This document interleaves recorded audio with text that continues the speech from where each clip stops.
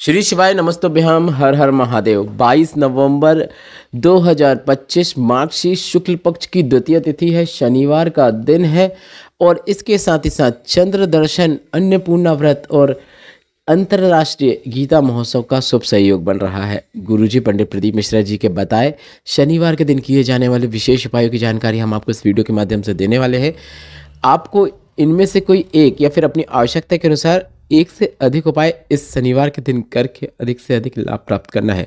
इस वीडियो में आपको धन प्राप्ति, लक्ष्मी प्राप्ति, कर्ज मुक्ति, व्यापार वृद्धि, नौकरी प्राप्ति, शीघ्र विवाह के उपाय बताएंगे जो कि गुरुजी पंडित प्रदीप मिश्रा जी के बताए अचूक उपाय है। इसलिए आप वीडियो अंत तक देखें ताकि कोई भी जानकारी आपसे न छूटे और इन उपायों से संबंधित जितने भी प्रश्न रहेंगे वे सभी आप कमेंट बॉक्स के जरिए पूछ सकते हैं।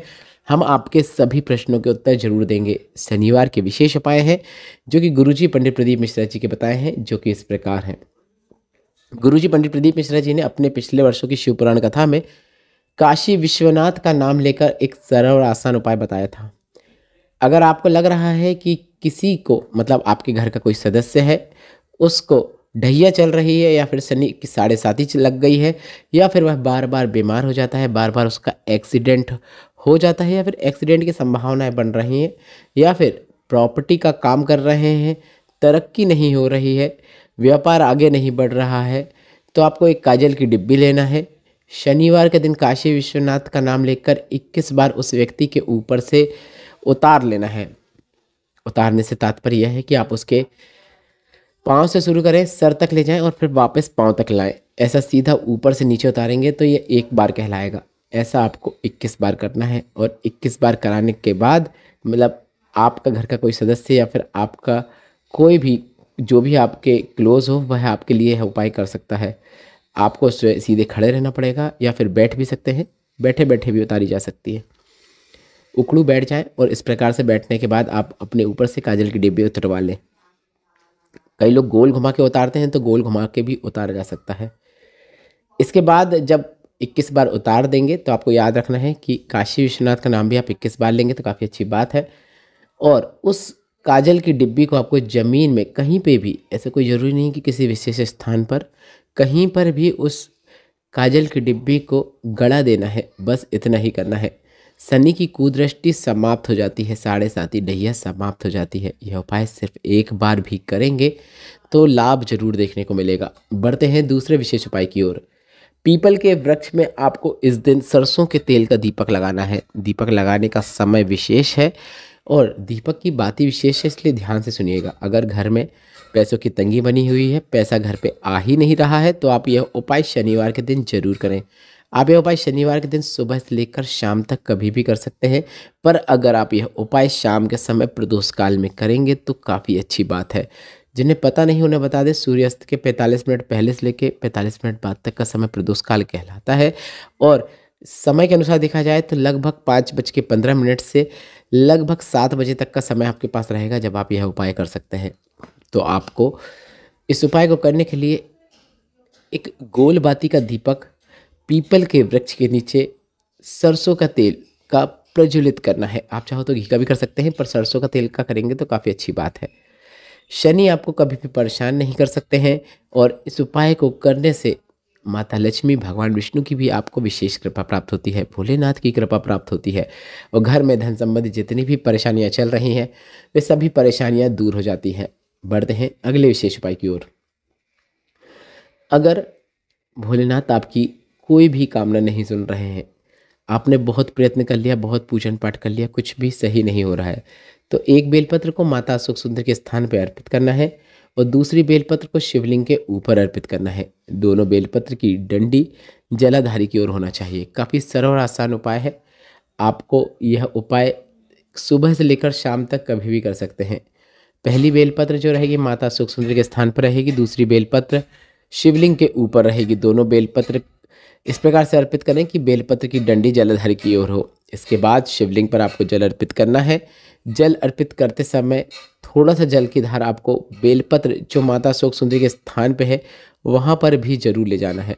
बस इतना ही करना है। गुरुजी ने कहा ऐसा उपाय अगर आप 2 से 3 महीने करके देखिए या फिर 2 से 3 महीने का नियम बना के देखिए। नियम से तात्पर्य है कि आप प्रत्येक शनिवार को यह उपाय करें या फिर प्रत्येक सोमवार को करें या फिर प्रत्येक प्रदोष या प्रत्येक शिवरात्रि, जो भी आप नियम धारण करना चाहें, या फिर लगातार कर सकते हैं तो लगातार भी करें। 2 से 3 महीने करके देखिए या फिर नियम धारण करके देखिए। भोलेनाथ आपका हाथ थाम लेंगे और जीवन में सुख शांति आपको प्राप्त होगी, सफलता प्राप्त होगी। जीवन के जितने भी कष्ट हैं वे सभी निश्चित दूर हो जाएंगे। बढ़ते हैं अगले विशेष उपाय की ओर। गुरुजी पंडित प्रदीप मिश्रा जी ने कई ऐसे उपाय बताए हैं, उसमें से एक शीघ्र विवाह वाला एक ऐसा उपाय है जिसे आप इस दिन कर सकते हैं। माता अशोक सुंदरी के स्थान पर स्पर्श करने से संबंधित यह उपाय है। अब यह उपाय ऐसा लड़का या लड़की जिनकी उम्र 33, 35 या 40 वर्ष हो गई है, शादी नहीं हो रही है, मंगल विवाह नहीं हो रहा है, कोई कुछ बोल रहा है कि शादी में बहुत विलम्ब होगा या फिर अच्छा रिश्ता नहीं मिल रहा है या फिर बात बनते बनते बिगड़ जाती है, तो उस लड़का या लड़की से आप यह उपाय करवा सकते हैं। आपको उनसे शिवलिंग पे जल चढ़वाना है और आपको एक बेलपत्र उनके द्वारा माता अशोक सुंदरी के स्थान पे अर्पित करवाना है। इसके बाद माता अशोक सुंदरी के स्थान पर स्पर्श करना है और उस बेलपत्र को शिवलिंग पे अर्पित कर देना है। बेलपत्र की डंडी जलाधारी की ओर होना चाहिए और माता अशोक सुंदरी के स्थान पर स्पर्श करते समय श्री शिवाय नमस्तुभ्यम बोलते हुए या फिर नमः शिवाय बोलते हुए या फिर ओम नमः शिवाय बोलते हुए भोलेनाथ से अपने मन की बात बोल देना है, जिससे विवाह करना चाहते हैं या फिर जो रिश्ता आया हुआ है आपके परिवार में सभी को अच्छा लग रहा है और आप चाहते हैं कि वह पक्का हो जाए, तो भोलेनाथ से आप उसकी भी प्रार्थना कर सकते हैं।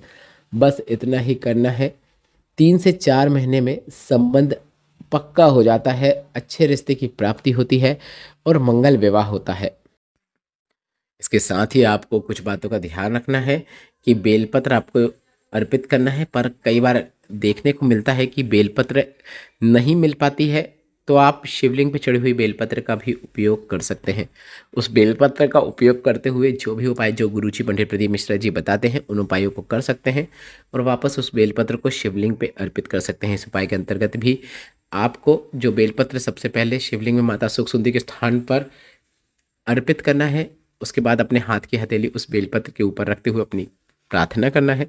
तो आप शिवलिंग पे चढ़ी हुई बेलपत्र का उपयोग कर सकते हैं और पूरा उपाय आप उस बेलपत्र से कर सकते हैं और अपने शीघ्र विवाह की भोलेनाथ से प्रार्थना कर सकते हैं। आशा करता हूँ वीडियो में बताई गई जानकारी आपको उपयोगी लगी होगी, तो इस वीडियो को लाइक जरूर करें। कमेंट बॉक्स में आपको श्री शिवाय नमस्तुभ्यम या फिर हर हर महादेव जरूर टाइप करना है। हम आपके सभी प्रश्नों को पढ़ते हैं और रिप्लाई भी ज़रूर करते हैं। सर्दी का मौसम चल रहा है जिसके कारण हमको थोड़ा सा कोल्ड हो गया है, तो उसके कारण हम रिप्लाई थोड़ा देर से देंगे, तो उसके लिए हम क्षमा चाहते हैं। वीडियो उपयोगी लगी है तो लाइक ज़रूर करें, कमेंट बॉक्स में हर हर महादेव टाइप करें। श्री शिवाय नमस्तुभ्यम, हर हर महादेव।